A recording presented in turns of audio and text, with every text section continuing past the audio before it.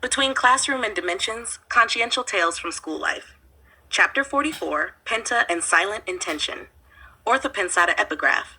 Without experiencing Penta, it is more difficult for the consciousness to go through the phase of liberation from group karmic interprison. Lexicon of Orthopensatas, Volume 2, page 974. First edition. In the library of Aurora de Paz Public Middle School, the clock read 9:30. Renata was taking advantage of a so-called free period in her schedule. She had taught during the second period and would only have another class in the fourth.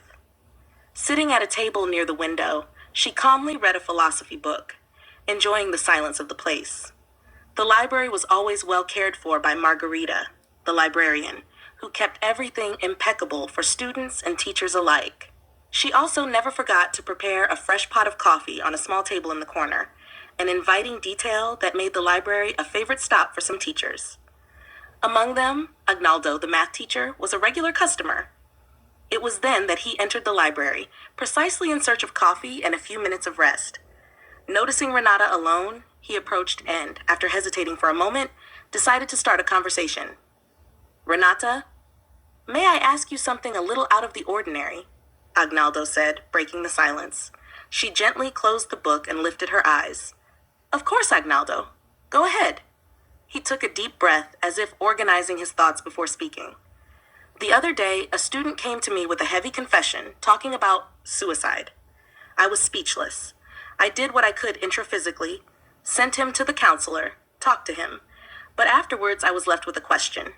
Would it be anti-cosmoethical if a Penta practitioner wrote down someone's name for Penta without that person knowing or asking?" Renata placed her cup on the table. There was a few seconds of silence. She knew this was more than a technical question. It was the expression of a teacher's intimate responsibility when facing a suffering consciousness. "No, Agnaldo, it's not anti-cosmoethical," she said, her voice firm but gentle. "Penta is not an invasion. The practitioner offers energies anonymously, unconditionally, and it is the Penta helper who decides the forwarding. If the assistance is appropriate, the helper acts. If not, no connection is made." Agnaldo furrowed his brow, thoughtful. "But what if the person doesn't want it? Wouldn't it be a kind of energetic intrusion, even without intending to?"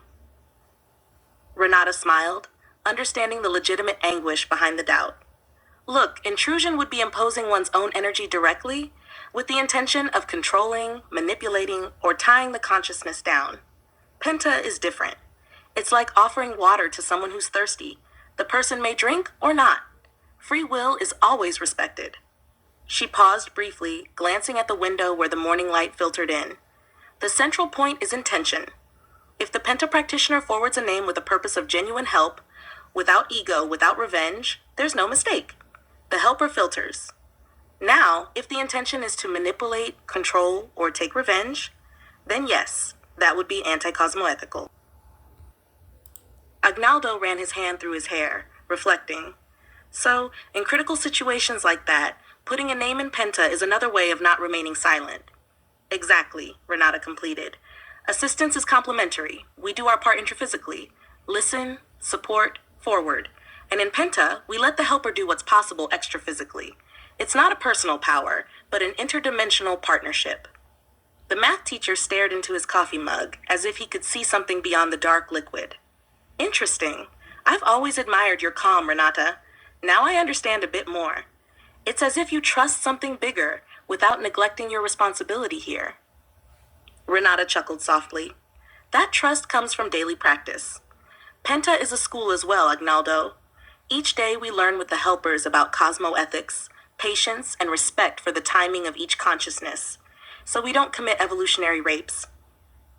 She paused for a moment and added, "Many people confuse Penta with spiritual passes, Reiki, or prayers, but it's different. Penta is a technical task, performed always at the same time and place, in partnership with an extra-physical helper of function, a benevolent consciex. The Penta practitioner masters the vibrational state and donates their own energies consciously without choosing who will receive them. The helper directs what is necessary, always within cosmoethics." "So it's not just goodwill," commented Agnaldo. "No, it's technique, discipline, and self-abnegation. Over time, Penta purifies us from the inside out. the greatest beneficiary ends up being the practitioner themselves. At that moment, the bell rang. The hallway exploded with voices and hurried footsteps. Agnaldo stood up. Before leaving, he said, "Thank you, Renata. Today you helped me see a little further." She simply nodded, returning to her book while he headed for another class. In the air lingered the discreet echo of a shared cosmoethical lesson. Evolutive commentary, conscientiological analysis of the story. This story illustrates a common doubt among new PENTA practitioners. Would it be anti-cosmoethical to forward people's names for PENTA without them knowing or asking? PENTA, personal energetic task, is a daily and non-transferable interassistential practice maintained for the rest of one's human life, in which the practitioner donates consciential energies in a technical, continuous, and anonymous way in cooperation with an extra-physical helper of function. It is not a prayer, a pass, or a laying on of hands, but rather an energetic technique of high evolutionary responsibility based on self-discipline, bioenergetic self-control, and cosmoethics. The technique is recommended for people interested in accelerating their own evolution through the dedication of their current human existence to the assistance of intraphysical and extraphysical consciousnesses. The answer, according to the principles of PENTA and cosmoethics, is clear. It is not anti-cosmoethical, as long as the intention is genuinely assistential. Before beginning PENTA, the person, the intraphysical consciousness, needs to study carefully the Manual of PENTA, Waldo Vieira, 2011, especially the chapter on impediments, which describes the minimum conditions required for the installation of the task, as well as the pre-PENTA optimizations. Have a settled life, that is, organized physically, emotionally, effectively, and financially, since self-disorganization prevents the healthy execution of the practice. Master the vibrational state, VS, and preferably the basic mobilization of energies, BME, as the PENTA practitioner will have to deal with intense extra-physical energetic couplings and occasional harassment, requiring skill in exteriorizing and de-assimilating energies. Develop personal parapsychic signals, synaletics, learning to distinguish lucid extra-physical helpers from blind guides, amorotics, or mystifying extra-physical intruders who may pose as false helpers. Practice continuous intraconsciential recyclings, self-re-education, refining one's intentions and elevating one's level of cosmoethics. The extra-physical helper of PENTA does not connect with egocentric, manipulative, or immature consciousnesses, but with those who demonstrate self-criticism, benevolence, and discernment. Therefore, it is advisable that the candidate for PENTA participate in practical parapsychic courses such as ECP2, Parapsychic Dynamics, or the Acomplementarium course, offered at CAIC in Foz do Iguaçu, Brazil, to strengthen their self-defense and multidimensional discernment.